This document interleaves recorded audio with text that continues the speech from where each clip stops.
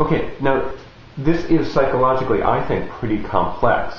And it doesn't all reflect all that well on Hector, and I think that's part of the genius of the Bard of Book 6, because Hector is thinking about his own honor and the kleos that he's going to get after he's dead from the fact that Andromache is someone else, and people are pointing at her and saying that she's the wife of Hector. And when Hector says, "May I be dead," I think the Bard of Book 6 is kind of encoding a very complex psychology. That is, after I die, I am trying to make sure that I'm going to have this honor, this theme.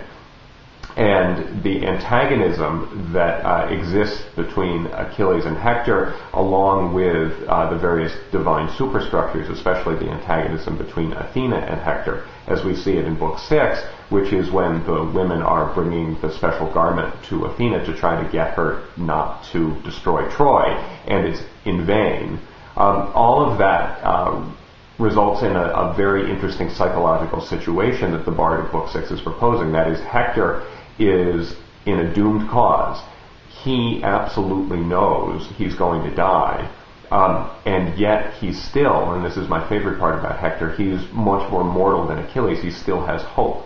He still hopes the way real people do, that maybe he won't be dead. And yet, when he thinks of his death, he is thinking in terms of theme.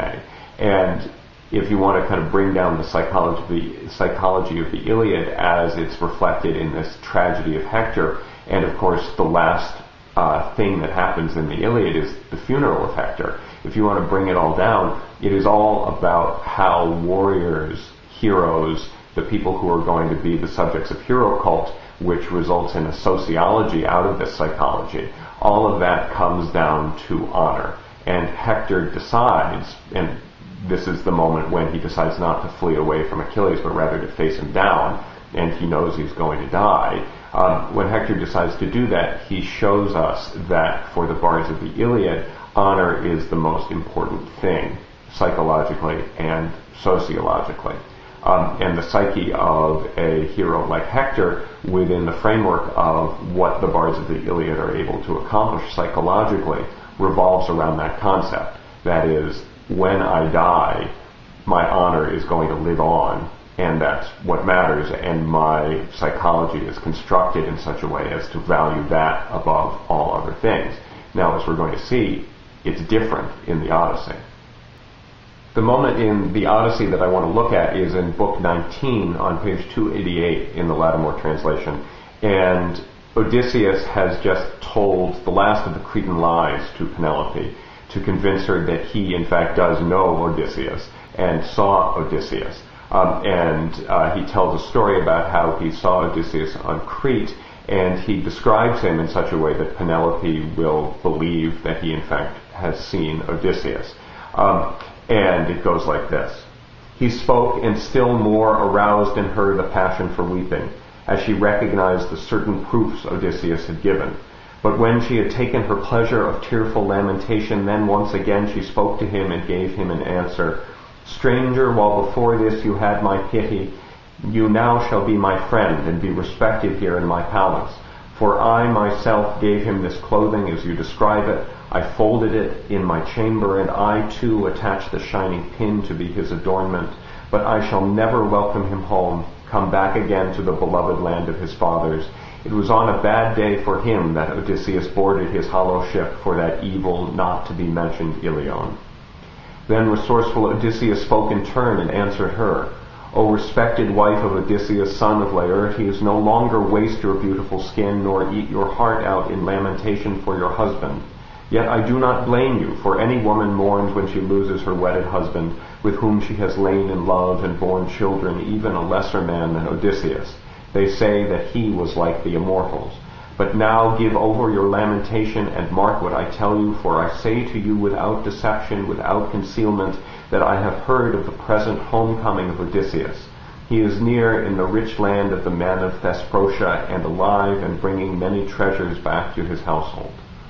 Okay, so this encounter, which is in a certain way a mirror of the encounter in Book 6 between Hector and Andromache, a hero and his wife, is also in that same sense an opposite of it, a kind of mirrored reflection, because here Odysseus is saying that he is going to come home. Troy is being called by Penelope evil and not to be mentioned. And in Book 6 in the Iliad, Hector is saying to Andromache, I would rather be dead, right? We're going to have to go through with this kind of Iliadic psychology.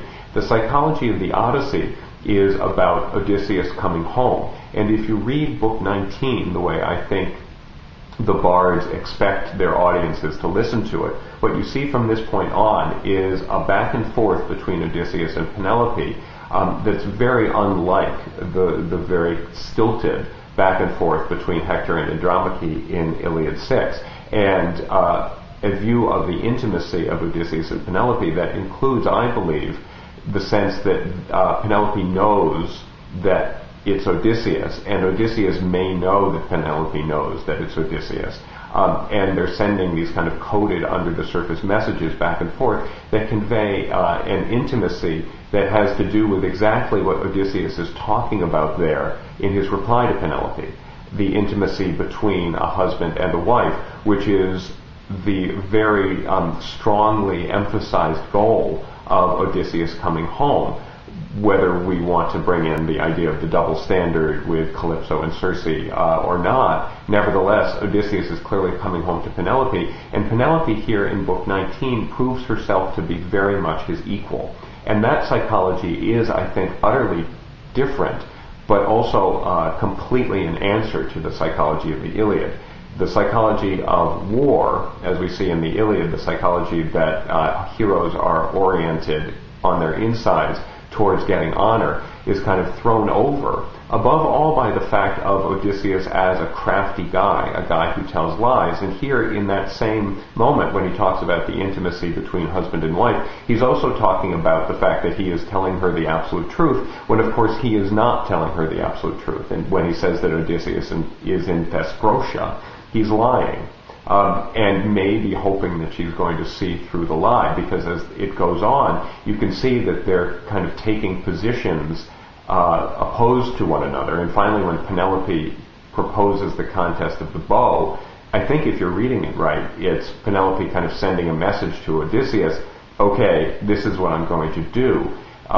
If you are going to come home, if you're not going to be the Hector kind of hero, if that's not your psychology, then you're going to have to do this, and you're going to have to claim me as you should, and otherwise I'm just going to go marry one of the suitors, because, and here we get from psychology into sociology, that Hector type of hero, that Achilles type of hero is no good in this situation. Here we are in Ithaca, the war is over. If you're going to come home, you have to come home. And so it's a psychology that encompasses both genders, as opposed to the kind of inherently masculine psychology of the Iliad as well. And I think taking the two together is a wonderful way of looking at how differently what's more or less a single tradition can configure its psychology and its sociology.